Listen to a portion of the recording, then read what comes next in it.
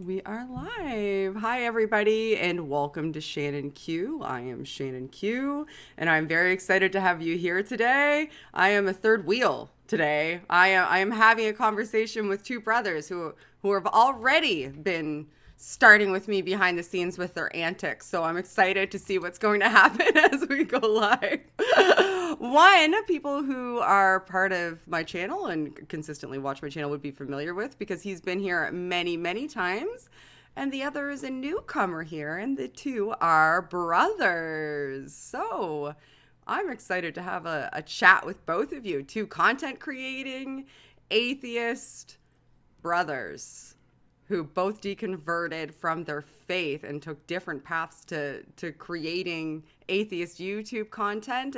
It's going to be a wild ride, I think. But before we get into it, just to let everybody know, both of their links are in the description. So if you want to see either of their channels, either Prophet of Zod or Seth's channel, The Faith Check, you can go check out those channels. The links are in the description if you think what we're talking about today is interesting. And before we start, I'd like to give each of you an opportunity to kind of introduce yourself, tell everybody who you are and where they can find you. And I'll start with you, Jeremiah. Go ahead, son. All right. Yeah, I'm Prophet of Zod, or Jeremiah is my regular first name. I have a YouTube channel called Prophet of Zod. Some of you might know that if you're here watching. And I talk about why I don't think there's a God, or mostly support people who are arriving at that conclusion and kind of finding their footing as they do that. And sometimes I do weird cartoons and stuff. So it's, yeah, a variety of things, but that's what I do. And you can find me by typing Prophet of Zod pretty much anywhere, because that name is not used for a lot of other things besides my channel. Fair enough. And I've been one of those cool cartoons. So if you think I'm neat, go to his channel and watch me. I played Eve on one of his cartoons. It was pretty fun. Way back in the day. And Seth, why don't you tell everybody who you are and where they can find you before we get going? All right. Well, thank you for having me. Speaking of back in the day, that's when I used to have a lot of content on my YouTube channel. Yeah, I had a channel. You seen it? Yeah. Oh, yeah. Yep. Oh, thank you. Yeah. So I had a channel called The FaithCheck. I haven't published any videos in at least 3 or 4 years. Life has been busy and so on. But yeah, I'm happy to be here as well. Jeremiah and I came up to visit him just about a month ago, and we started talking and thinking it'd be really good to get our stories out there for, there's a lot of different stories, and you can learn something from everybody's story. There's a lot of nuanced differences from them, and so we put ours out there, and maybe somebody can benefit from it. Yeah, I'm excited that you guys are here. I'm glad that you approached me to have the conversation. You guys are the most organized guests I've ever had. They had like a itinerary set out for me, and they had like all kinds of interesting notes, and actually enjoyed reading them ahead of time because it gave me some insight and perspective into things that I've known Zod for a long time in particular, and things that I just didn't even know about your upbringing and your deconversion that I think are really fascinating things that people should hear that you don't even necessarily talk about on your own channel. So why don't, maybe Zod, you can start. Why don't you talk about kind of what it was like for you and Seth, and maybe you guys can have a conversation with each other about what it was like growing up. What was religion like for you guys, and how did it affect you? I'd say what religion was essentially our entire world, or at least our entire sphere that we grew up in. I would say that we were fairly sheltered. We lived in a small community, if that helps set the stage. So we lived in a pretty small town. Now it's kind of suburbs of Anchorage. But back in the day, we kind of lived in the sticks, and we went to a small church/school that was just up the hill from us. And so our religion, which was independent Pentecostal, which for those of you who aren't familiar with it, is basically one of the weirdest forms of Christianity in most people's minds, where you speak in tongues and people prophesy, and it gets varying levels of weird and wild, depending on the church and the situation. So I think it'll just kind of come up as we discuss and go into questions, but essentially that little church school sphere was our entire lives outside home. I don't know if Seth sees it the same way in retrospect, but we didn't, except to like go to the store or something, we didn't really travel much outside of a 5-mile radius to see different types of people or anything like that. So you guys felt pretty insulated in that community, and Were there other types of faith that people practiced within the community, or was it essentially just an entire small community of people who kind of was that your entire perspective wrapped up in a community? Yeah, it was our entire community, or it was our entire perspective. There wasn't a lot of different types of doctrinal teaching that got into our sphere. And I wouldn't say that we felt, I don't know, for my personally, Seth can speak to this for his own sake, but I never felt like we were sheltered or insular. It's just the way life was. And it wasn't until looking back that I realized how much that was the case. We just thought that that's the way normal people were. Catholics were certainly weird and slightly cultish. Jehovah's Witnesses and whatever, even other branches of Christianity, even Baptists were strange to us. They were this foreign thing that I didn't really know about. So yeah, it was a very one-dimensional, narrow view of religion that we had. We couldn't even get along, honestly, with the Assemblies of God, who were another speaking in tongues church, because they believed things about the rapture that we didn't. Oh, wow. It was that particular. Yeah, we very much, I don't know, Seth, if you remember this, but our church really thought it was the church, or it had that kind of Most mindset. do. Like, yeah, they even had, it was kind of situated on a hill in our town, and people would give prophecies and visions about it being a lit up church on the hill that the rest of the world was going to look to and stuff like that. Did you feel the same way, Seth? Like, was it the same sort of experience for you? Yeah, completely. My whole childhood, I thought we were the non-denominational church. There are denominations, and there are people who have sort of gone astray and followed down some weird narrow path, but we're the ones that are just normal. And so when I started to learn later that you could kind of categorize us as Pentecostal, Mm-hmm. I thought, wow, this is really cool. You know, that feeling of belonging to some sort of a tribe or something. Mm-hmm. So I embraced that once I realized it. But early on, yeah, that was the world for us, as just Christianity. Yeah, one of the things that struck me in the document that you guys sent me ahead of time was the fear of hell was so intense. It seems that it was referential throughout. Like it was worth it enough when recounting your memories that it was brought up by both of you. And I think it was Zod who said that you would drink water before you went to bed because you were afraid that you might die of dehydration and go to hell. And you wanted to make sure you were completely covered, made sure that you survived the night. Like it was that fear was that embedded. Yeah, I don't know about Seth, but for most of my childhood, I really didn't think I was saved. And I made an entire video about this called How Our Relationship with God Torments Children. Which I think is a very intense problem when you're dealing with faith-based, just accept Jesus into your heart type religions, is that is a very abstract thing for a child to conceptualize and know that they've done correctly. Right. There's no tangible steps to do it. And so I didn't know how to feel like I had done that properly. And so my strategy was just to write it out and hope nobody noticed I wasn't Christian so I wouldn't get in trouble. And then someday soon after becoming an adult, find another church where I can secretly talk to another pastor and maybe we could hash it out and he can make me understand how to do it, basically. And so for most of my childhood, I thought I was not saved and that if I died, I would end up in hell. And so, yeah, I saw things in my science book about drinking 5 glasses of water a day. And I took it literally enough as to think that if you fell short, you might die. And so after I brushed my teeth, I drink 2 or 3 extra glasses of water just to cover my bases. Oh my! It's funny in hindsight, but the sad thing is, a lot of kids I think live with. At the time, though, it's anxiety. Like it's a severe anxiety at the time, and an unnecessary anxiety that you would have to feel as a child. And it sounds to me like you were saying that you disbelieved enough that you had doubt, and that made you feel like you weren't saved, but you had been sold it enough that you still believed that hell was a real consequence that you were going to have to potentially face because of your doubts.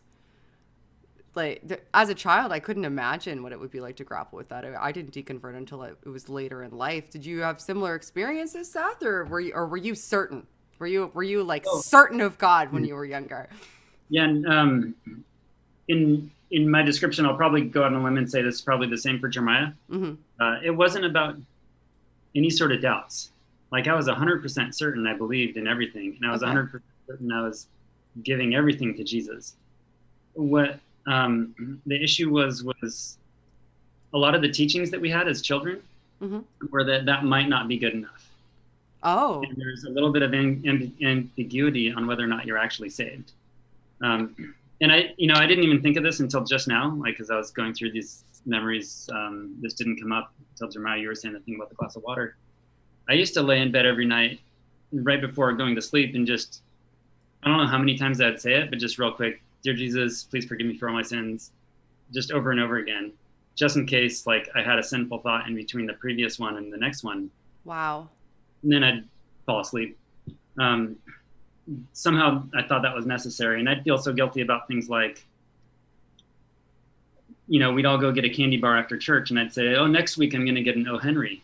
And then the following week comes and I don't feel like getting an O. Henry and I feel so guilty about it. I'd have to go to each member of the family that heard and, ask them for their forgiveness that I lied. Oh, because changing your mind is like a lie in your mind because you spoke it out loud.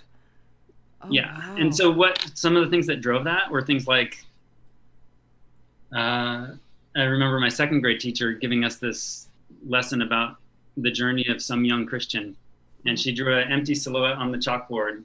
And then she started filling in, starting from the feet, like it's filling up with water. And it's filling up with who knows what, like the spirit or holiness or something. Yeah. And each step along his journey, he gets a little bit more full. And he was almost filled up to his knees by the time he just like something happened and he died.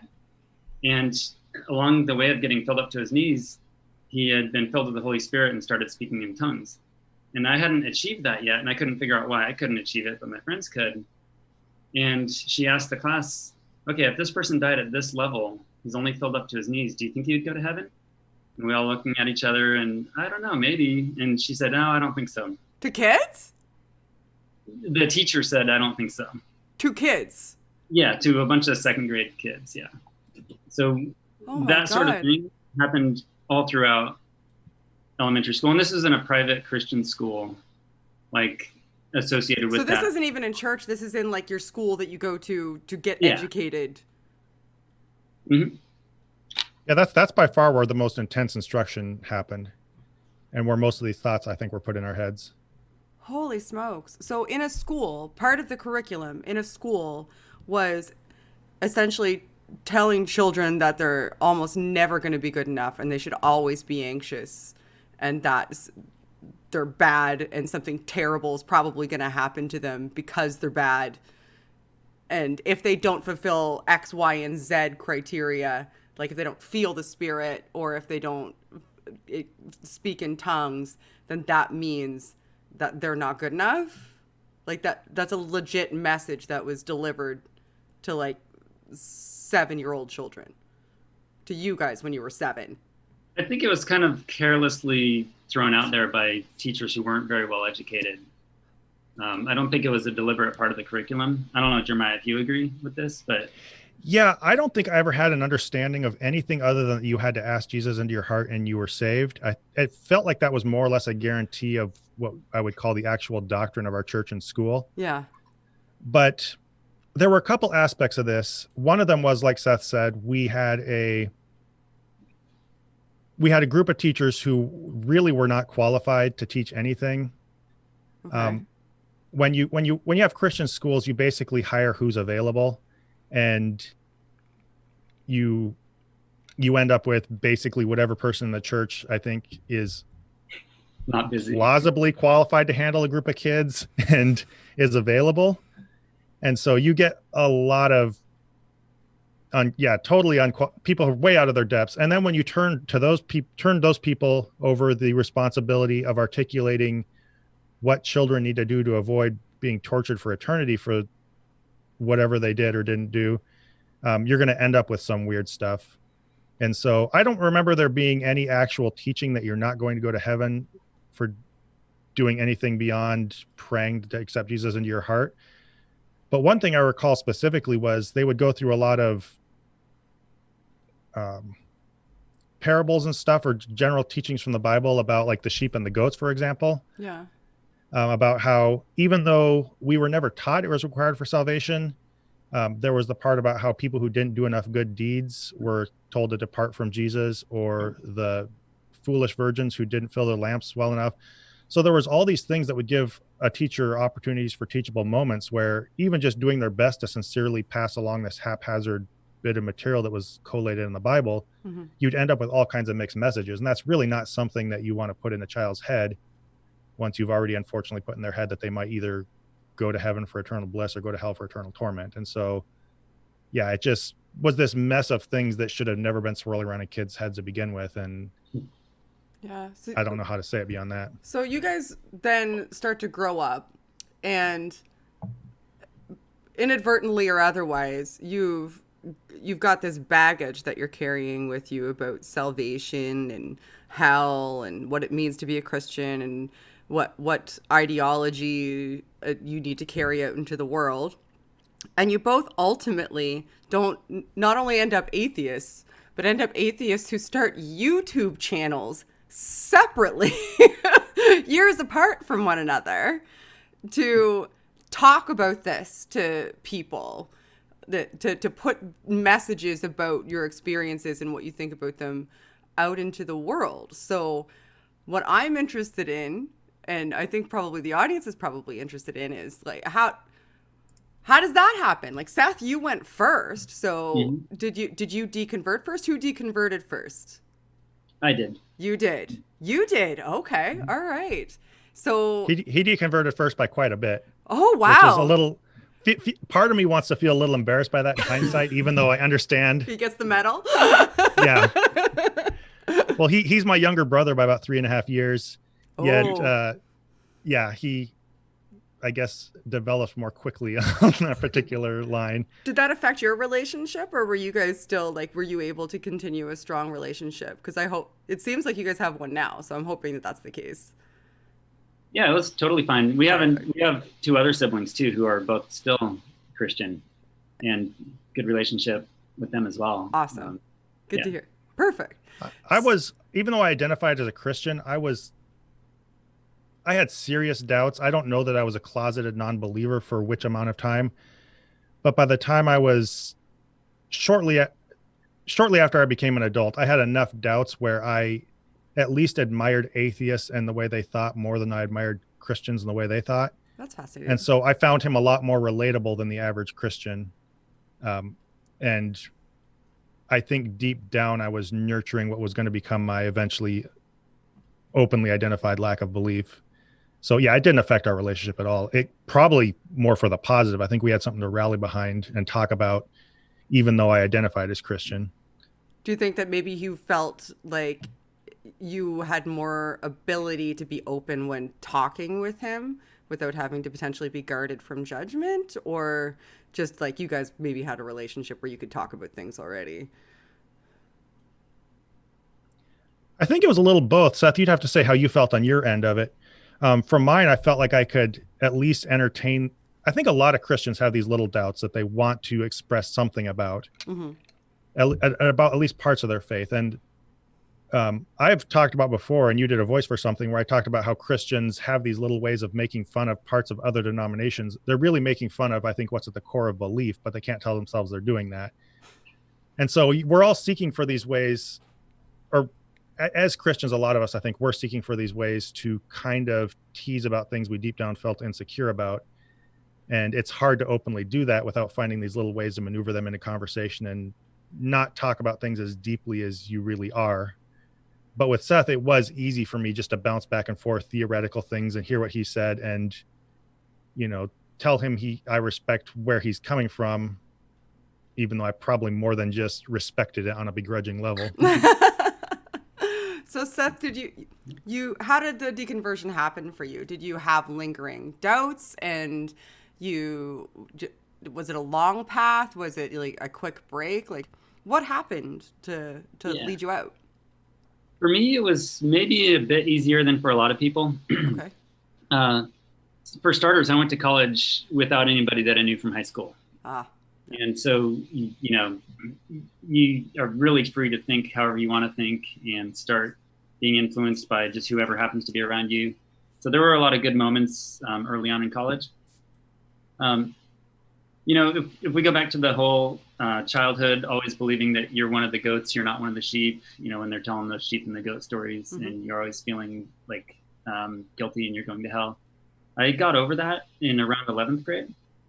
And I just went all in on Christianity, and I finally spoke in tongues, and I just was filled with the Holy Spirit, and I was going to go change the world. I went to a public school for my last year of high school, essentially with the mission of I'm going to go change that school. Oh, wow. Yeah. And okay. I'm sure I had some amount of influence in one way or another. It's not a very big school and kind of noisy, and I probably showed a few people how obnoxious a Christian can be. Okay. There were a few moments there that I started to realize the world was bigger than I thought.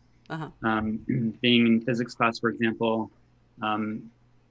it comes up that, hey, sometimes religion conflicts with science, and I get all defensive. And no, it doesn't. It never does. What are you talking about? And then one of my friends who I grew to respect throughout the class, who was a smart kid, just said, yeah, but what about evolution? And then that just hit me broadsided all of a sudden, why I didn't think of that.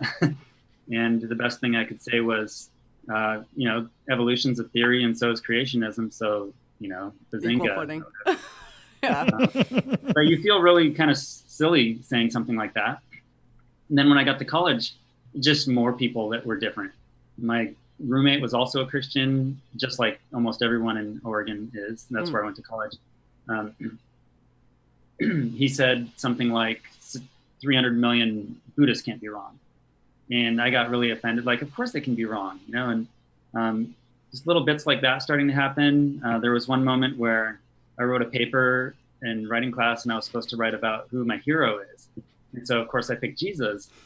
And in the paper I wrote, among other things you hear your youth pastor say growing up, I said, every single person that I've ever met has let me down at some point, except for Jesus. And then my writing teacher just circled it and wrote, I didn't. Good teacher. So embarrassed. And things like that happened. I joined the Army. When I was in the Army, they'd, march all the Christians off to church, and then the atheists and whatever other religion you happen to be, stay back and weed the the area around the barracks. And just, I don't know, just seeing the way the Christians were pandered to, seeing the way that the non-Christians kind of held it together. It just starts to unravel for you. And it happened over the course of maybe a year. Oh, wow. That's quick. And once it happened, it felt so good. Oh, wow, it's totally not true. I can believe what I want to believe now. Oh, I'm going to learn about evolution now. Oh, I'm going to whatever else. That felt really good, but there was always a lingering fear. I was unable to say something like, are we allowed to curse on this? Oh, yeah. Fucking go ahead. Right? Yeah. Most people coming out of a childhood like a lot of us had would tremble saying something like that. And I would continue to. I wouldn't be able to say that out loud for probably a good 5 years. So there's still a little bit of lingering weirdness. I don't know if you want me to go into this now, but no, whatever you're comfortable with. I'm here to hear your guys' stories. That's go ahead. Okay. So for me, ripping the Band-Aid off of religion, if your morality was closely tied to your faith, if you think of stealing as being a sin in just the same way that practicing witchcraft is a sin, or murder, or having consensual sex with someone you're not married to, then once you lose your faith, then you think which of these things are actually wrong and which of these things are actually right. So I had a period of time where I was kind of a shitty person, vandalizing things or doing a lot of things that are quite embarrassing. I have a video about this that I posted on the FaithCheck. I think it's episode 10. Treating Christianity as a container for Western values and how dangerous that can be for people that lose Christianity. Totally agree with that. So I went through that phase. Once that was over, I started to come together and form my own sense of morality, which is much more deeply rooted in what I think is right. Out of that, I thought it'd probably be good to start a YouTube channel. for those people who are on the fence about religion and haven't really decided how they think, and they're starting to have kids, because I was just starting to have my daughter at the time. I think it's really important to be less wishy-washy around that and give clear messaging to your kids. Yeah, I couldn't agree with you more when it comes to the morality. Morality was a big one for me too when it came to deconversion. I had this epiphany that if I'm grounding my morality with unquestionable instructions that seem like prescriptive mandates, and I have questions about them and it seems to conflict with my internal perception of morality, I should explore why, and why am I accepting it? Like, if I can think of reasons why something is immoral and or something isn't immoral and I'm being told explicitly that it is, then, there's some issues here. We maybe shouldn't be grounding societal morals or appealing to religion for societal morals when they're prescriptive. Like, they shouldn't even be referential when we're talking about it. We should talk about what is or isn't moral based on something much better than a book and what it says. We shouldn't try to have to appeal back to it. So Zod and I have talked about this ad nauseum actually on this channel a couple of times.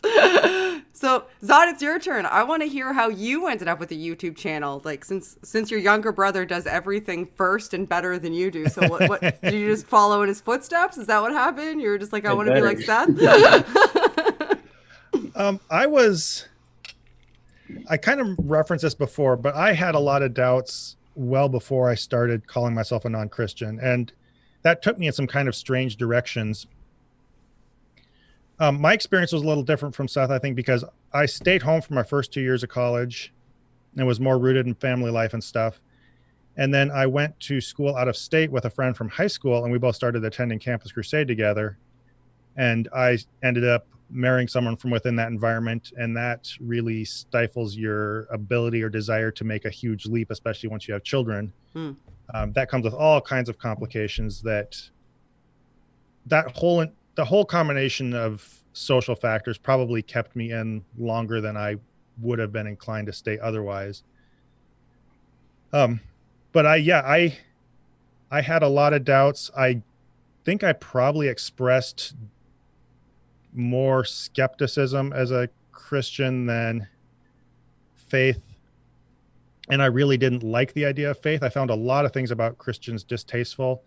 And I think I started labeling more and more Christians or parts of Christianity to the weird parts that I wanted to distance myself from. So it was just a really long process for me. I remember when I'd first go to college, when I was still living at home, I'd go to like anthropology classes or science classes. And these things would just hit me like a ton of bricks. And I would have, my stomach would be physically hurting, and I would feel things just swirling around in my head and having headaches because I didn't want to acknowledge these things were true. And I could feel myself rationalizing things I knew I should not rationalize. And one of the biggest striking things, like I think Seth alluded to, is not just the factual part of it or the logic and the science that you have to confront.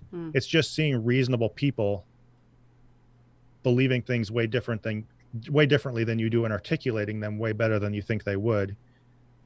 I had an English teacher who was one of my absolute favorites, and I remember him just saying, he's just this little Southern gentlemanly looking guy, and he was a little character. He'd always wear a 3-piece suit to the class. And I just remember him saying, if there was a God, I would think that he would understand it. It's something like that. And where it should have just been a funny little thing I'd laugh at, that was like, whoa, this person, for one, is in for a big awakening. And two, this person who I admire and is really smart and articulate and seems like a really nice guy says this. And I think somewhere inside, I'm processing the idea that God would burn him for eternity.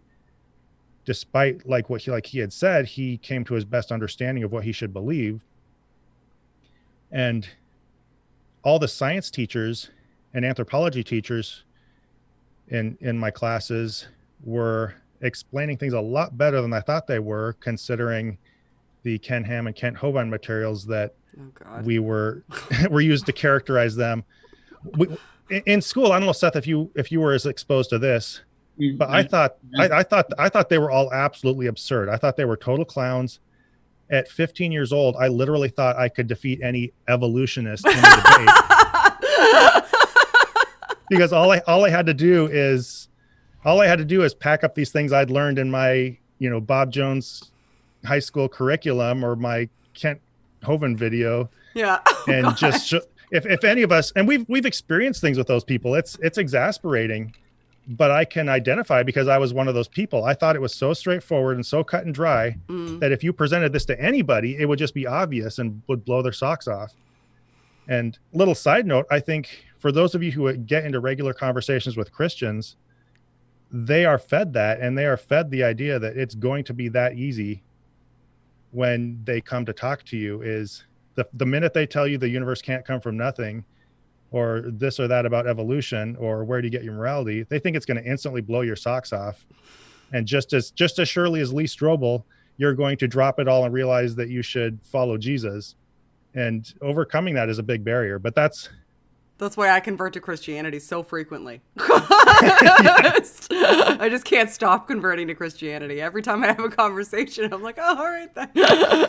You said something that was gradually seeing professors not live up to that expectation, I guess, is what I was getting to. Really undermine me over the long run. So yeah, you said something in there that was interesting that kind of gave me an epiphany too, that you were grappling with like the concept that you were told that your professor, somebody that you respected, was ultimately like he was going to get his in the end, and like somewhere internally you were grappling with that. I wonder if some of that is the reason that Christians and people of other sort of monotheistic Judeo sort of Christian religions look at atheists as like severely other atheists and kind of like have like an averse reaction to atheists, because if they accepted the fact that we're just normal good people, then they'd also have to accept the fact that normal good people are gonna burn in eternity potentially, and they'd have to reconcile that with their conceptualization of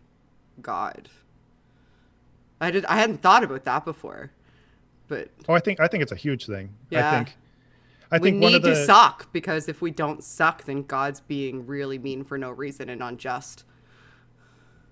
I think sometimes that's why they have stronger reactions to decent, reasonable, well-spoken atheists. And I get this on Facebook. I have my whole Facebook sphere, which is more people I grew up with, and I try to engage them in very light, cautious, respectful ways. Yeah. And some of them will lash out at me. Most people just avoid it, and I think they just don't want to see that. And so I think the easiest thing is to withdraw, go back into your church circles, and sit around and tell each other what atheists are like instead of going out and learning what we're like. Yeah. So then you can maintain that. Sorry, Seth, I think I cut you off. Oh, no, it's okay. It just reminded me of something. Yes, definitely. You're given the worldview as a young Christian that everybody else is total idiots. You hear fake arguments that are manufactured, where you make yourself sound really. I mean, there's a really good Kevin Hovind. Kent Hovind. Kent Hovind. Thank you. God. Kent Hovind talking about how he sat next to a professor from Berkeley on an airplane, and he repeated back the whole conversation, which made him sound like a genius and this Berkeley person sound like a dunce. So that's the view that we're raised with. But Jeremiah, do you remember? So Tim, the pastor's son, eldest son, became the pastor. Yeah. So at Home Fellowship, we'd always have these prayer requests for people. And he would always bring these ones of, oh, there's this guy. He's another one of those mysterious nice guys. He's a good guy, but for some reason he won't accept Jesus. It's such a mystery. Let's pray for that guy. And he'd always have some new nice guy mystery sort of prayer request. I don't know if you remember those, but I just remember thinking, man, these guys must be some special sort of person. That's crazy. Yeah, because you would have the conceptualization that most of us, like people like us now, aren't just normal people. Like something dramatic had to happen to them. They want to be bad, or they're like deviant in some way. Our grandpa, one of the few atheists, we had another, I don't want to start identifying people too openly, but we had another older member of our family who was a non-believer. And that was just kind of this mystery thing to us. And then our grandfather had a good friend who was, a non-believer, I think identified as atheist, or just really didn't need any religion or anything like that. And that was one of the few people that I saw closely. He would swear, and Grandpa would say, "Oh, that's not good," but I guess he would sometimes too. But he would. We all do, even if it's just in our head. I think he would just sadly say, "Man, this is a really good guy. It's one of his closest friends. He just really needs Jesus." And that's, I don't know. I guess some people get close enough to acknowledge that sometimes, or to see that kind of nice person. But yeah, they definitely, I think, want to distance themselves from that. Yeah, because then you'd have to accept it. Like, it's just, as soon as you said that, I was like, you know what? I've never really delved into that mentally. It's something that I'd look into more, I think, because I think that it's an interesting concept. Like, the concept of othering people just in general, I find really fascinating, because the mechanics behind it, the mental mechanics behind it are pretty intriguing and I think important to understanding. We do it so much to dehumanize other people so we can hold ideologies that subjugate those people, or if their existence stand in contrast to that ideology, we need to dehumanize them. So I think that that's something that I just hadn't grappled with this until you said that. So I appreciate the conversation, because it helped me get there a little bit, I think. But enough about me. I want to know why you guys started channels. Seth, you started first. Seth is clearly the better brother, so I'm going to talk to Seth first. So Seth, why did you start a channel? Like, why? What motivated you? You woke up one day and you were like, everybody needs to hear me say things, or what? Like, what happened? Yeah, I did mention this a little earlier. You can go into more detail. The notion of not knowing exactly where you stand on some pretty key things, not having thought through those before you have kids. Yes. I think so. Potentially very damaging to the kids unless you get lucky. Yeah. Just being surrounded with people at work who pay lip service to Christianity, or to one religion or another, almost always Christianity. Yeah. But hold the same values that I hold, that are in many cases in stark contrast to Christianity. I thought it would be really good for the message to start getting out to people like that, and that's probably the majority of people in America right now. The thing that got me thinking of YouTube as a way to do it, there was what was his name? He did Why Did People Laugh at Creationists? Thunderfoot? Thunderfoot. Yeah. So I started watching his videos because I had seen something about Neanderthals on the Discovery or something. And I thought that was, this is pretty cool. Hey, I wonder what the creationists think about Neanderthals. And so I started doing some searches for that and landed on his thing. And then I just, got absorbed in watching all these videos and thought, this is a perfect place for me to get like my message out, which is targeted to a specific group of people. Do you think you'll ever make more, or do you feel like you've run the gamut there and that you're done with it? I would love to make more. But I'm I'm a single remarried dad who travels for business. Time. Yeah. Time. Well, if you do, let me know so that I can share it out, because I really liked your videos. Okay. They're really great. Hopefully people will go check them out. They're pretty awesome videos. And then your dumb older brother made a channel. What made you start a channel, Zod? Why did you start a channel? Actually, Seth got me into it, and this kind of connects the dots in my whole long journey. Okay. I had, without delving into it too far, I had various, I think, spikes in involvement in Christianity, including running a Christian school, and various times when I would try to get more into devotionals. And I think that those all involved me trying to bend my will towards something that I couldn't really feel in my head. It all goes back to the same thing, where I couldn't feel like I was really worshiping or that I was saved. I certainly had trouble making myself speak in tongues, which is something we haven't gotten into too far. We both had issues with that. I'm not done with you yet. But I got to a point where it was at one difficult point in my life. I actually got more intensely into doing devotionals and trying to religify the life of myself and my kids, just to kind of insulate ourselves from some turmoil.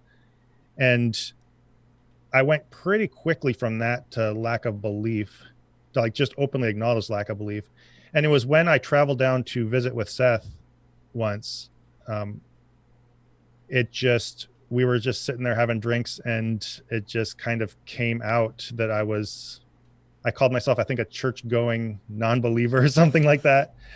I was still taking my kids to church. Partly I hadn't really come out of the closet, and I continue to take them just for stability for their sake for a while. But that's when I just blurted it out. We hadn't had that many drinks, so it wasn't a liquid driven decision to say that. It just kind of, and it felt really weird even saying it to him alone. Vocalizing that could get me to shake for a long time, to just put that name on myself. And we just started, of course, he started showing me, oh, that old guy. That old guy. He used to be the main atheist. Yeah, Richard Dawkins and Sam Harris and all these people. He showed me footage of them. So so he started showing you YouTube atheists? It started out just generally clips of atheists talking. Yeah. I think you showed me. Did you show me the God who wasn't there? Could be. I don't remember. I just remember we had a really good time geeking out over this topic. Like we went on a 7 or 8 mile hike and into a camping spot. I live down in Northern California, so some hikes through the redwoods is really beautiful. And that whole time we just talked about it. And then when we got home the next morning, we just totally geeked out and watched all kinds of videos. It was a lot of fun. Seth, you must have been like, finally! Were you just waiting? Yeah. It was really nice for me too, because I could finally the floodgates were just open. We weren't speaking through this little barrier where I was trying not to quite say what I thought and not to quite identify with what I was. And so, yeah, it was a lot of fun. So to get around to finally to actually answering the question, sure. he didn't really get into YouTube at the time. He would post like non-stamp collector videos, like the Noah's Ark one. I remember that on Facebook. And I don't know if he knows this, but even when I still identify as a Christian, I would carefully watch a lot of those videos at the office when I had downtime, when, everyone wouldn't see what was on my computer and things like that. And that really nudged me closer and closer to the place that I was ready to just blurt out what I thought. And then I think it was shortly after the trip, let me know if I'm wrong, but he said, "Hey, I make my own videos and here are these, you want to check them out?" And I wrote some stupid short story about the Exodus story being reconceptualized as a Jedi doing it instead of God, and just to show how dumb the whole thing was. And so he said, "Hey, we could probably do this as something on my channel." And I wrote a couple other scripts for him as well. And because of how busy he is, he didn't have time to keep up with the production side of it. So finally he helped me get a little bit of the software and some advice to set up. So really he's the one who got me into it and is responsible for whatever this is now. So Seth's to blame. Seth, it's all your fault. You brought the Zod upon us all. You must have been so excited though. Like that must have been like I could see Seth's like smiled. I don't know if you noticed, but I was looking at Seth while you were talking and he was smiling like ear to ear, like remembering it. That's pretty cool. That's good that you guys had that. Just to let the audience know, I will ask questions shortly. Make sure you @ Shannon Q in the questions so that I can see that they're questions, and then I will ask Zod and Seth if you have any questions. But sorry, I didn't mean to interrupt you, Seth. Keep going. Oh yeah, I just want to say one thing. You would have found it anyway. You would have figured out your way into it. I think I was just happened to be the easiest way for you to find the right software to use and all that.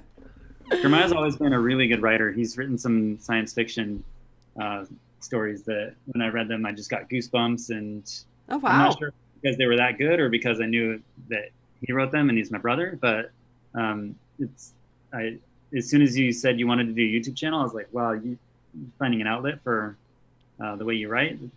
I hope it takes off. So yeah, Zod's a fantastic communicator. That's one of the things that I've always said about Jeremiah is that like he has a very fantastic way of making really complex topics very succinct and palatable.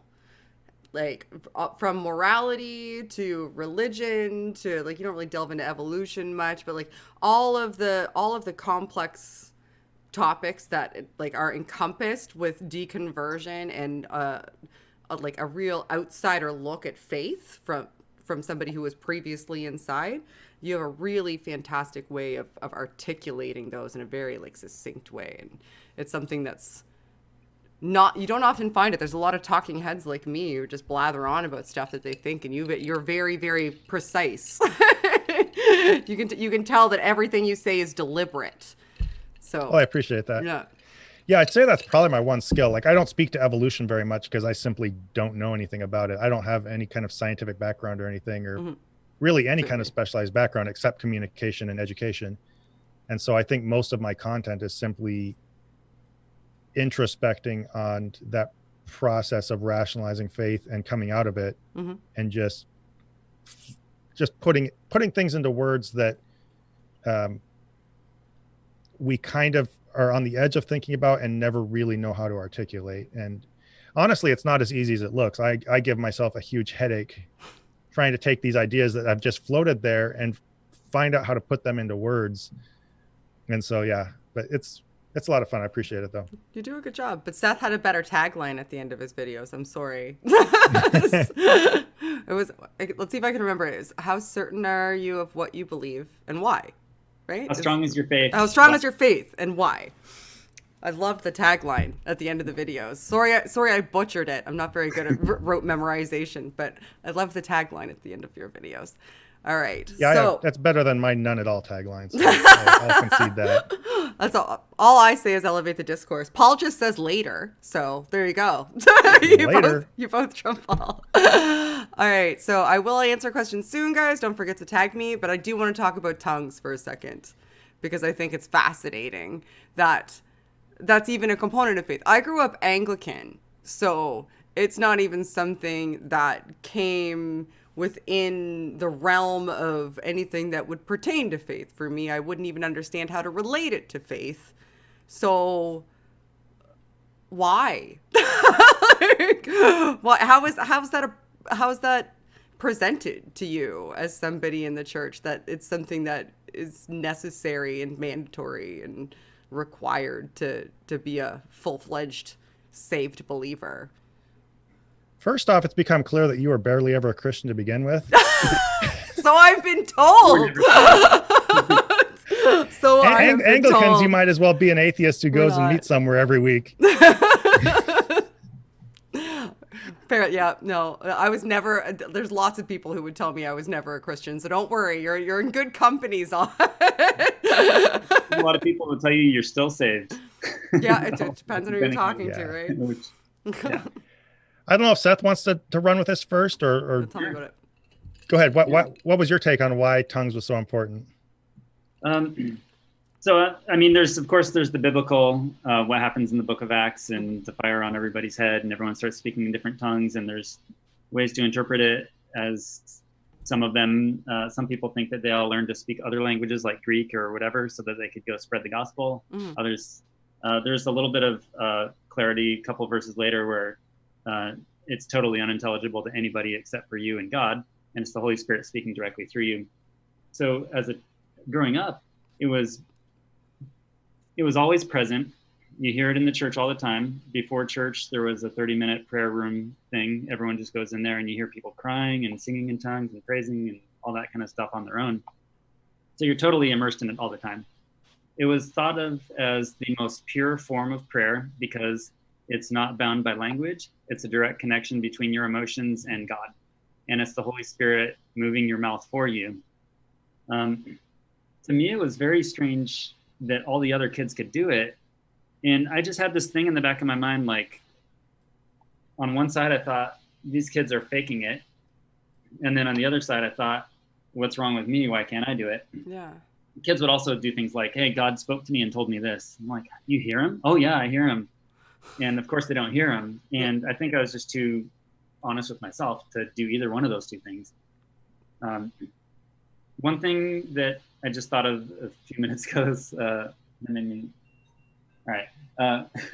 there's this tradition in a lot of Pentecostal churches where you go up and you just take the mic. It's like open mic night. Yeah.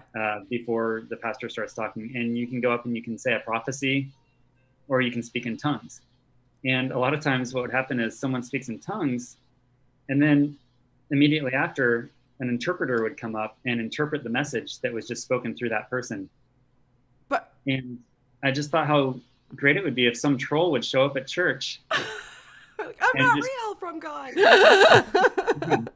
It always, someone speaks in tongues, and then the next person would come up and, my people, I command you to be the best people that you can be a strong people. And, they use all this sort of wording that, prophetic sounding wording.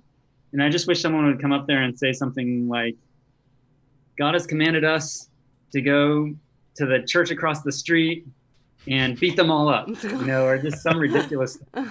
And then the original person who spoke in tongues, that's not the message. That's not. I just exposed the whole thing for the ridiculousness that it is. And I wonder if people really think that it's happening. I wonder what amount of self-delusion it would require for you to convince yourself that it's actually God speaking through you. Or do you think that there's a certain degree of people are just kind of faking it publicly because of pressure and just kind of internally in turmoil about it? What do you think? I would say it's mostly autodeceptive. Okay. I think like Seth said, they generally give vague prophecies. Mm-hmm. I think it's all stuff that you could just feel in your gut God is probably telling you, right, and then just blurt it out.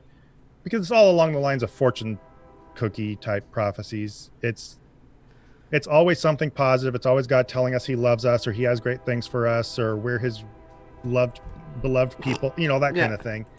And there was an unspoken, or I think sometimes directly stated, understanding that you didn't say anything derogatory. You didn't out anybody for anything. And I think deep down, the leadership of the church knew the dangers of that, and probably knew on some level what was happening and what you wanted to not let it do. You didn't want to have a prophecy saying so-and-so sleeping with so-and-so's wife, which I think at some church that did happen. Tea-spilling prophecy. Yeah. So I remember once our pastor saying that it was supposed to be uplifting, not tearing anybody down, except they would talk shit up one side and down the other about the world, right, and what's going to happen to them and how special and set apart we are from them. But yeah, for most of the time we went there would be an elder or a pastor sitting in the front pew, and you would go up and sit next to them and tell them what you were going to do first. So there was actually a gatekeeper for the process. You couldn't go up unless you wanted to just change your mind and then determined who got to speak for God and interpret and do all the prophesying based on the tongue speaking. Yeah, and make sure they were going to say something reasonable. And of course, anybody who went and said something out of line would be... So not just anybody could be filled with the Spirit and go up there. There was an application process to be filled with the Spirit. I think they just wanted to have some sense of what you were going to say. Well, I mean, that makes sense when you look at it as it's just humans doing human stuff. But if they're actually being filled with the Spirit, you would think that could happen to anybody at any time and you wouldn't want to hinder it. They wanted to use, I think they call it discretion, like figuring out what inside yourself is actually God speaking. And discretion is this whole other thing. I don't know where you draw the line between discretion and actually just thinking logically and using evidence. But they have a way of shrouding these actual useless thought processes in Christianese type language. Yeah. That makes it sound like you're doing something more spiritual other than the church having a systematic way of doubting its own dogma and, putting controls on things. I don't know. So Seth spoke in tongues in grade 11, right? You said grade 11, you'd already spoken in tongues. That's when I learned, yeah. So what does that feel like? Did you just believe it wholeheartedly? You believed it was happening to you? Did you feel that there was a spirit coming upon you? Because it sounds to me like you weren't just faking it. You really believed that it was flowing through you. This probably would never have happened if it weren't for the dynamic that happens in church camp. Oh, so you got an altar call in between 10th and 11th grade. Yeah. And everyone's crying, hands in the air. People are really exiting their comfort zone to do something bold because they believe Jesus took them there. Like there's one guy that stood in the back. He's just crying and shaking, and you wondered what he's about to do, and finally he shouts at the top of his lungs, "Jesus, I love you!" And then everyone freaks out, and they're all happy. And that was his personal challenge. He needed to do that in order to overcome some faith test or something like that. Wow. So for me, I was, you're surrounded with that, and then you're thinking, I can do this. I can speak in tongues. I got to remove that thing that's blocking me. It's my critical spirit, as we were taught. The critical spirit prevents the spirit, the Holy Spirit from coming in. So I just decided to start moving my mouth and making noise and trust that it would be the Holy Spirit that was speaking through me. And it felt incredible. It felt like a breakthrough. Like my whole childhood, I was unable to have this connection with God, and now I'm finally doing it. And that was incredibly euphoric. Like it was one of the most amazing feelings ever. There are other times later in that same week where you're looking around and you see everybody crying and you see everybody doing their thing, and you just think, wow, this scene looks so phony. And you feel so guilty about having had that thought. And you quickly, okay, no, that's the devil. gotta move back to the speaking in tongues, and you start doing it again more loudly. So that's what it was like for me. So you just you're surrounded by it, and it's like almost like a crowd conformity, that because you're in this group dynamic where there's these expectations, and it's presented as though, this is a realistic expectation and that's reality, and you watch other people doing it around you. So you just started speaking, and then maybe even like just crossing the barrier of attempting to do it started to feel good, especially since you were in that group dynamic, like surrounded by that energy and in an emotional, like you were in a state where you were like of a heightened emotional value anyway. Because I always wonder, like when these things happen and people are speaking in tongues, I'm like, do you believe it? Like, what does it feel like to really, like, you believe that's happening? You do. And did you do it, Zod? Did you speak in tongues? Yeah, mine was 11th grade as well. Wow, okay. So I guess that's one thing I did before him. I do all the main stuff first. Hey, can I just correct one thing? It wasn't a pressure thing. I didn't feel like I wanted to be like the crowd. It felt like this crowd was a place where it's safe to do it. I always wanted to. Yeah. Okay. Yep. So I'm sorry if I misinterpreted that. I didn't mean to speak inappropriately on your own experience. So I appreciate you correcting me. I would say there's some, in my experience, there was some long-standing pressure. Seth may have felt some too, just shame that you weren't able to do it. And I don't want to speak for you on that. For sure, in grade school, yeah. Yeah, but for me, mine was in 11th grade. Mine was a different experience. I was in my bedroom by myself. Whoa. And I had this long built-up tension over not being able to do it.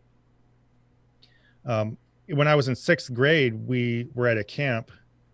It was some day thing where they took us all out to a camp for some retreat type thing. And our class was all sitting on the side of a mountain, and the teacher addressed in front of the whole class that I wasn't able to speak in tongues, and started asking me questions about what God means to me and why I thought I couldn't do it and things like that. And it was super embarrassing to me. What are you supposed to say when someone asks you at 11 years old, what does God mean to you? How do you start putting that to words in front of all your classmates? Right. But to that teacher, that was something that was just something had really gone wrong if you couldn't speak in tongues. And so that had to be addressed.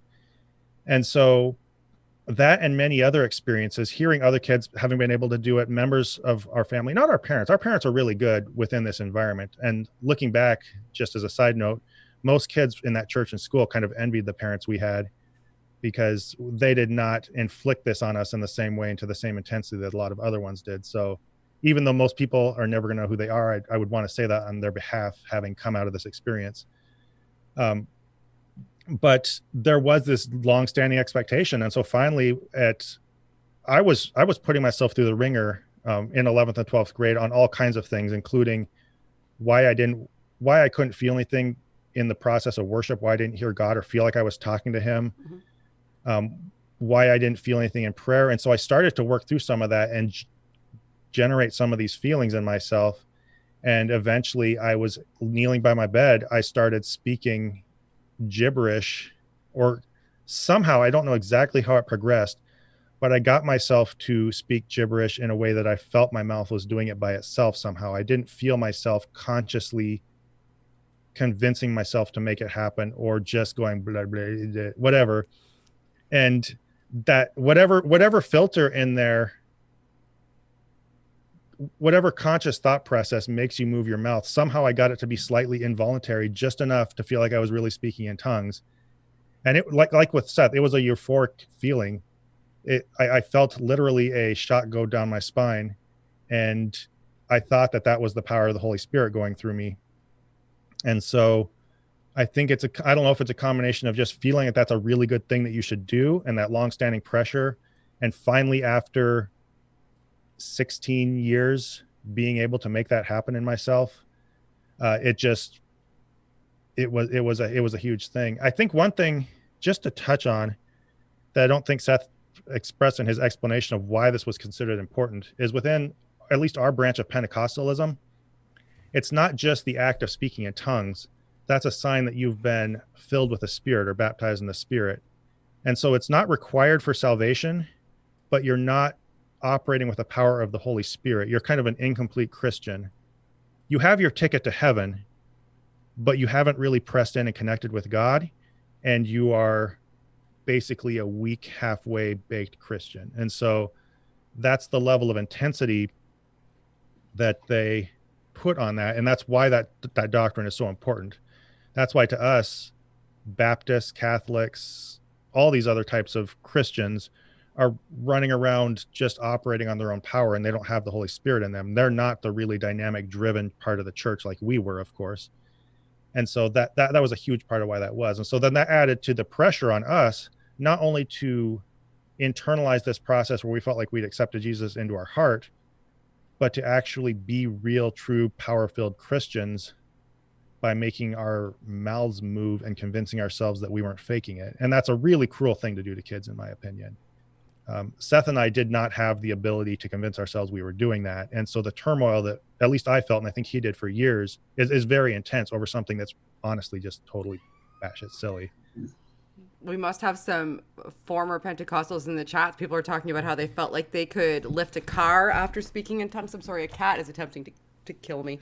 But that small cat. And also somebody else said that they forgot about, I think it was Shannon said that she forgot about the euphoria that she got from speaking in tongues. So it sounds like that's a common experience.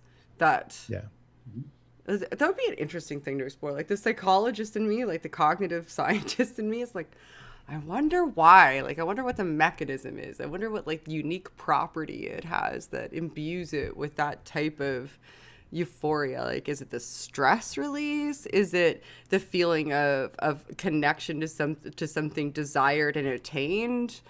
Is it a combination of the two? Is it the affirmation from a community? Is it so I'm sorry if I seem overly fascinated with it, because real cognitive perceptions like that we're able to kind of like work and you two both sound like you were super truthful about the process. Like you didn't half-ass it. You didn't just say, all right, I'll speak in tongues, blah, blah, blah, blah, there I did it. You really wanted to have the genuine experience, and when it did happen, like it was a moment that like a memorable and important like life hurdle that had been jumped over, or a like accomplishment that had been achieved. And for me anyway, Seth, I'll let you speak to this in a second. For me anyway, it was not and that I had any special trait of honesty. It's that I knew the person that mattered would know. Oh yeah, I suppose if I was faking it. And so right. that was where a lot of the anxiety came from. I think I would have been perfectly happy to fake my way through it if I had if you didn't think God was going to punish you anyway. Yeah. Like, you're thinking of like the way to psychoanalyze what it means to speak in tongues. There is something that I really enjoyed in it, and that is being able to just hear your own voice. It feels good, and without having to think of what to say, you can be incredibly lazy with your logic and fully expressing emotion and making sound at the same time. without it being crying or going, ah, or something like that. It was incredibly therapeutic. I would do it by myself, driving in the car. And in a safe, encouraging space where, like, if you just did that at the mall, people would probably you wouldn't have. Well, there will be mockers and scorners, you know. Fair enough. But I think there's value in it. I don't obviously don't do it now. I think it's kind of a ridiculous thing, but I can see why people came to doing it. Yeah. Because you're using your voice and trying to express emotion without needing to use any form of logic. Without having to carefully articulate it so that somebody understands, you can just express through sound and expression what your interpretation of an emotion is. That's a very interesting point. That would be a form of cathartic activity, I think. It's like you suddenly know the words to all the songs, and you can just sing really loud. And I don't think you can view it in isolation from the general atmosphere of prophecy, and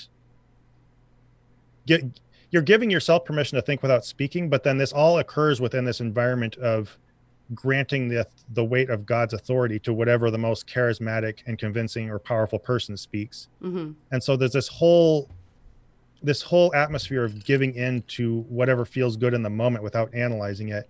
And Pentecostals, in my opinion, don't analyze what each other says.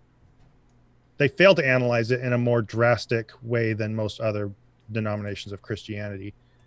Most other ones, I think, appeal to either the word of God or some form of tradition, where if you're in that environment where the music's playing, everyone's babbling in tongues, somebody's prophesying, what the most forceful, convincing person says, you let those words wash over you, and you let whatever they say feel like what they feel to you, and those become the word of God. And I think between that and letting your mouth just run, it's just this whole euphoric environment of feeling. And you also all feel very special, of course. You think that whatever is being said in that room is divine revelation that nobody else is getting. Even the church across the street isn't getting it. And so it's just this amazing euphoric feeling that, like Seth said, that comes really easy. You don't have to work for any of it. You don't need to analyze it. You're not supposed to. And so, yeah, I can get it. I think it's hard to express to people who are never there. Yeah. But it is a powerful experience. Well, it seems like lots of people on the chat were sharing. Like, I didn't realize just how many people went to churches that spoke in tongues. Like, I didn't even know it was a thing until a couple of years ago. Like, it blew my mind. Same with the snake handling. You guys didn't do the snake handling, did you? That was no. Different. Those are what the weird churches do. Those are the weird Pentecostal churches. All right, gotcha. Fair enough. I didn't know that was a thing either. So we did have a question from Sygart. I didn't forget. He wanted to know if either of you guys have heard of Biologos. Of what? Biologos. Biologos. The word sounds a little familiar, but I'm not totally sure. It is. I've heard of Biologos. I can answer the question for you. It is Hugh Ross's creation / science ministry, and it is a way for marrying Christianity with legitimate science, to my understanding.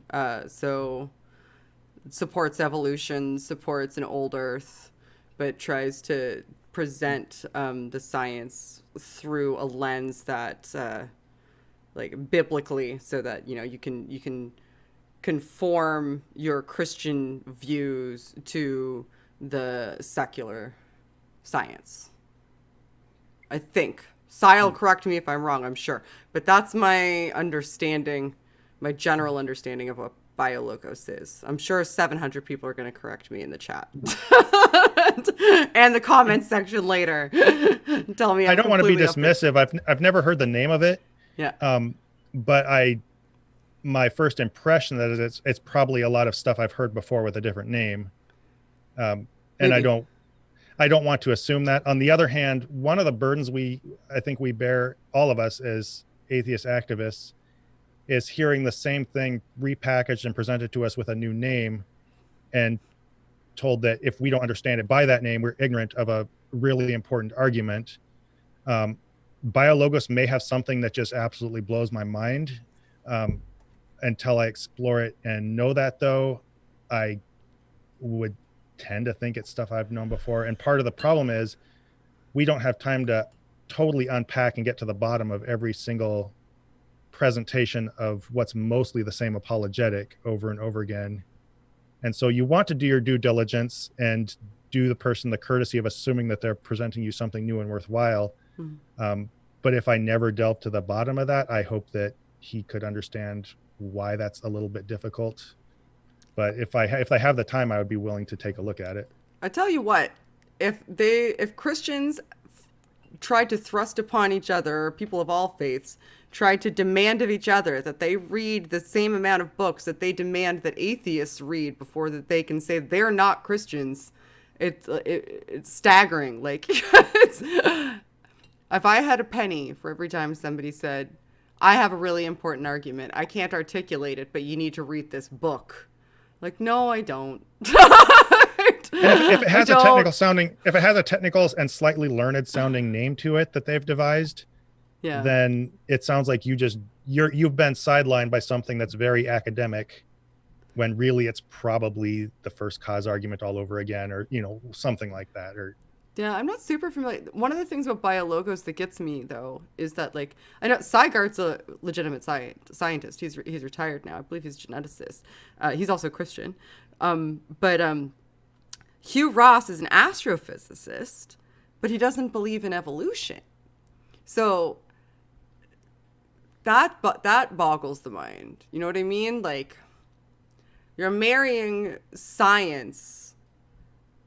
Oh, it's Francis Collins. I'm sorry. Thank you. Somebody did correct me in the chat. Maybe Hugh Ross is a part of it, because I thought he wrote for Biologos. But Francis Collins he's the person who did the Human Genome Project, if I'm not mistaken.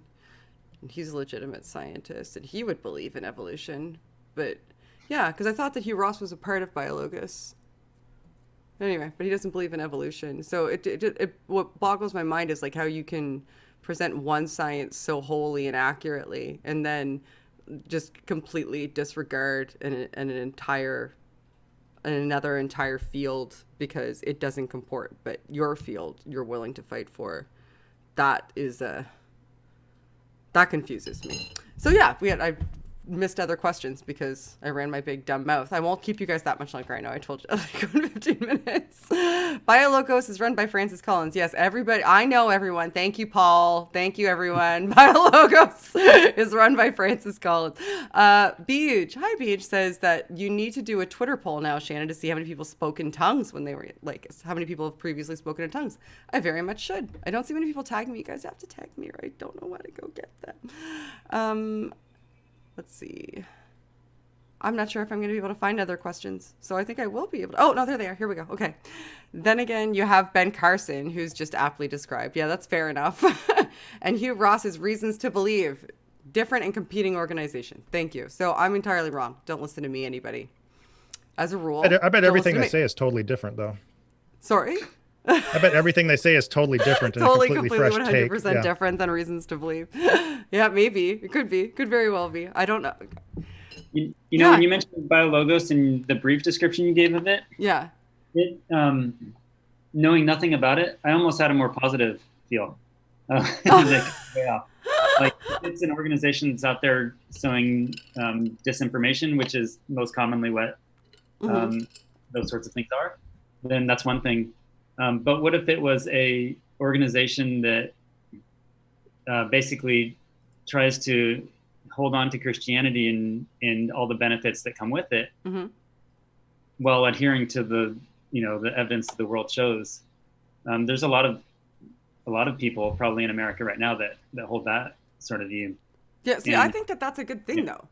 Like, yeah, as long as you're not looking for ways to bend science to meet your faith, then cool. And if you're bending science to meet your faith in any way, I think that's just harmful. And there's varying degrees of harm that come from that.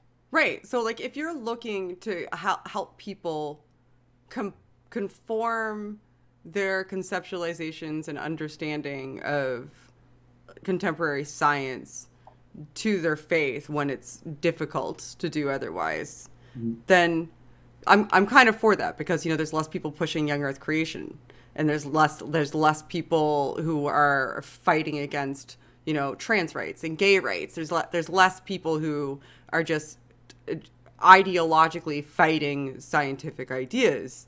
Now, when you co-opt science to use as an apologetic tactic, which is sometimes what these organizations actually are, is saying, well, really science is a Christian thing, and science leads you to Christianity, didn't you know? Then I that infuriates me, because you don't like not everything is an apologetics tact. Like, some things just like leave it. Like, just leave it alone. You know what I mean? Yep. Frigging infuriates me. Oh, looks like the Earth is very old. Okay, that's interesting. Now we believe that the Earth is very old, and we'll have to figure out a way to square that up with, you know, whatever gaps our religion didn't tell us. Yeah. Then that's cool. Yeah, that's cool. But our religion always said that the Earth was very old, and if you had read the religion right, then you would have known it. And the only reason we get to do science is because Christians invented science. And also, like, the laws of logic are essentially only able to exist because of God. And you even having this conversation and using the laws of logic demonstrates God's existence, and therefore science is God. So I don't even know why you're arguing with me. That stuff makes me want to jump off a cliff. Mm-hmm. So it's a fine line. Sorry. Oh, you're good. Yeah, I have no need for that either. On the wrong side of that line. Right. One thing I'm always nervous about with those kinds of organizations is I feel like they're always approaching. There's always at least a danger that they're approaching science with a filter, and I don't think you're ever really going to land in a good place doing that. I'm suspicious of and nervous about any attempt at using science to arrive at a specific conclusion or to make yourself feel better about your faith. I think there can probably be some benefits to it, but I don't probably think overall it's a positive contribution to knowledge and to our understanding of knowledge in the big picture. That's my take. It's a positive contribution to Christianity, though, I think, or at least to Christians. It's a positive contribution to Christians to help them come to be able to accept, you know, our worldly views of things. They're dragging themselves up onto the boat and pulling the rest of it down slightly. We're not going to convince Zod, Seth. Zod stuck his heels in. No, I know that this is there's it's difficult to know where there's good here and where there's not. I'm just a little bit. I've seen how many places your mind can go when you're trying to rationalize something that you don't have evidence for. Yeah. And one of the things that took me a while to change after I stopped believing was to purely approach the universe or the world around me in terms of what I see and observe and how all of our actions impact each other, and to get a proper form of, I don't know if pragmatic would be the right word, but just reality-based understanding of what we do and what we study and what conclusions we come to and how we act. And so I'm very, very leery, partly probably just because of personal history, of anything that jumps to a conclusion based on revelation or putting authority on something that shouldn't be there, or a personal experience that you train yourself to misinterpret. That's always going to lead you in a bad direction, not an unpredictable direction, to some extent or another, no matter what kind of what form of religion you are, how mild it is or whatever. It's only going to pollute that process, in my opinion. Not that everyone's running around thinking so clearly anyway without religion that's, I guess, always a net loss, but I mean, I agree. That's just something I personally have a fear about. I agree with you to a fairly large extent, I think. I'll read the super chats in a second. Sometimes I like talking, so I'm going to do it because it's my channel and I do what I want. So I agree with you to a pretty large extent in that, I wish it wasn't necessary for such an organization to even freaking exist. Like, what necessitates an organization like that? You know what I mean? Like, why isn't it just an organization that does science? Why are so many organizations required to interpret science through the lens of Christianity in order to make it acceptable to Christians? Like, the fact that even is something that has to exist, I think, is probably a problem that's worth looking at. And the reason that I what I think agree with you is I think that one of the things that religious ideologies do is that they put this immutable sort of scaffolding around everything that you perceive. That means that you need to be able to fit them through an interpretive lens into your existing belief framework. Otherwise, like if you can't get it to comport, it needs to be completely disregarded and riled against. And that's the type of reason that organizations like this exist, is because so many people need to disregard science or rile against it for that very reason. So, but so long as people are going to be religious, which I think will probably be forever, at least there's an organization run by Christians that Christians might listen to that is attempting to advocate for science through through Christian language to Christians that otherwise wouldn't listen to somebody like me or you. And that's or where that's where I understand that I'm speaking from my personal experience, and I'm probably holding up an ideal that most people are never going to live to anyway. And so there's probably some kind of compromise there that is worthwhile, but it doesn't. We're going to solve the world's problems today, Zod. You and I, me and you and Seth, we got it. We're solving all the things right now. All right. So I've got super chats. Unholy Sarah. Hi, Unholy Sarah. She sent an upside down smiley face. Thank you. Vibrantly Brantley would like to know if I'm reading the super chats. Yes, Vibrantly Brantley, I am reading your super chat. Mike MC would like to ask you guys thoughts about people that understand tongue. Understand tongues? Yeah, like speaking in tongues. My thoughts are they don't. Yeah, you spoke briefly about the interpreters. What do you think, Seth? Those are our thoughts. That they don't. You know, once I understood tongues in Mexico, someone started speaking in tongues and it came out as broken English. In hindsight, I think probably that person learned a little broken English, but that was my only experience understanding tongues. That's too funny. Vibrantly Brantley again. Have you started charging Patreon again yet? My bank is starting to ask questions. No, I have not started charging my patrons yet. I'm not comfortable yet. People are still suffering and maybe don't have jobs, and I don't want them to feel like they have to give me money right now. So I have anxiety, and I'm not. But thank you, Brantley. I have a PayPal link. You guys can, if you really feel like throwing me money, you can throw it into my PayPal link. But I am not going to charge patrons because I don't want anybody who was a patron to have forgotten because I haven't charged in so long and me accidentally charge them and it end up being like a bad day for them because like I get anxiety. I'm too empathetic and I'm sorry. So no, I'm not charging you guys yet. Brutus Magnuson says, as a psychologist, you should do an episode on men's sexual health and dating. As a guy who's experienced everything, I think I need a left renaissance. That's not the type of psychology that I do. I studied perceptual cognition and communication, so it would take a lot of studying, but it's a worthwhile topic to discuss. Actually, I think there's a lot of misconceptions and just poor messages that are delivered to men about their sexual health and sexual well-being, just how they should approach sex in general. Now, feel comfortable, guys? Now, I'm making my guests uncomfortable probably right now. But yeah, I said a little easier, but it's a little awkward to talk about this with your brother. Jeremiah can leave and then come back, and you can leave and come back, and we'll talk about it separately. We'll have. I'll leave, and Jeremiah, you can talk about it. Fair enough. All right, Mike MC again. I went AFK. Sorry, I'll come back for the replay. Thanks. Brutus, take my damn money. Okay, thank you. I took your damn money. Okay, but stop sending me super chats. All right, thanks. I'm gonna let you guys go. Thank you so much. I appreciate you guys taking the time. Is there anything you feel like I didn't get the opportunity to ask you about that you felt like was important to say before we go? Any closing remarks from either of you? Well, thank you for having us.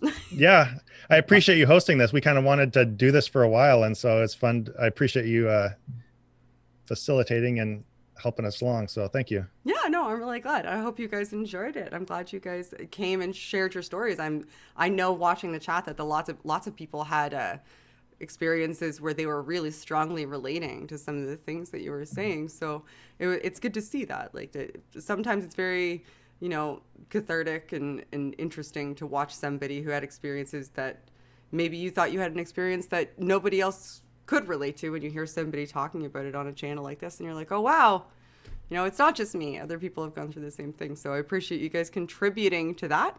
And I'm going to throw up my end card, which is it's on the screen right now. Nobody can see us. They can only see the end card. I'm very professional. Now, I've been told I shouldn't get a song because apparently this is more endearing, me being the worst and most unprofessional YouTuber in the history of the world. And as always, everybody, help elevate the discourse. Bye. Later. Bye. Later. Thank you, guys.